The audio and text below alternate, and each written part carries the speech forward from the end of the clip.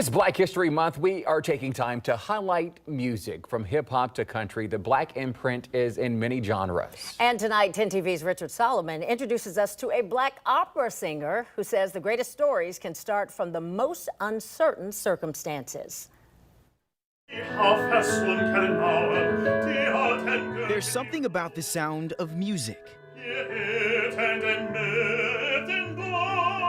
that's always brought Justin Swain home. You probably are not able to understand the words, but the melody absolutely my escape. Goes far beyond what he's singing. I'm classically trained. I've been singing operatically for about the past 10 years. He's performed in symphonies across Ohio for years, and his sound is something you don't normally hear in the Black community. I grew up on Motown, listening to Michael Jackson. That was always what was playing in the house, because when we think about the Black experience, typically we are not exposed to classical music. And by no means was his journey crystal clear. To really get a grasp of his story, you have to go back to where it starts. In Columbus's Hilltop neighborhood, violence and poverty. I lived here at 2278 for 7 years. Sometimes overshadow the people who call this neighborhood home. There would be a house here, sunroom on the left side of the house, a garage back there. I haven't been here in almost 30 years. A hard upbringing. His father, a drug dealer. And Swain didn't know how his future would play out. But it was thanks to several of his teachers who saw a bright future in him.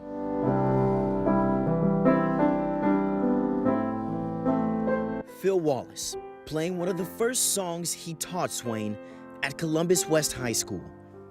I wanted him to be in music because that's what made him happy. He was just one of his impacts that helped push this young artist to pursuing music. No matter what he was going through or no matter what kind of day he had, the music always saved him. And just as his future was starting to shape up, well, life happened. And I got that phone call from Capitol letting me know 4 days before I was supposed to move in that one of the need-based scholarships I was not eligible for. He couldn't go to college and ended up walking away from music for some time. Then a few years later, he enrolled here at Columbus State Community College to major in not music, but management technology. Swain had to fill a credit for class and stumbled across music. One of his professors heard him play. From that point on, all of my coursework switched over to music theory and history and composition. And that's what led him all the way here.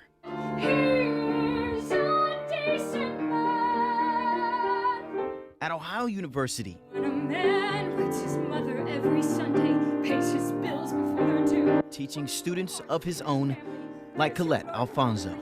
Just hearing his story just like lights a fire under you, because it really does show that like anybody can do this. What's the takeaway of your story? What you were born into does not define who you are. It does not define the path of your life. Where there is a will, there is a way, and we can absolutely quote the great Muhammad Ali, impossible is nothing. And I had so much fun working on that story with our digital content creator, Brandon Bounds. And you have to see Swain perform for yourself in person, and you're in luck. He'll be performing in a concert called The Forgotten Vocal Works, a composure of the musical work of Samuel Coleridge Taylor, a Black man that was a conductor in the 1900s. And that's happening next Saturday at Ohio University.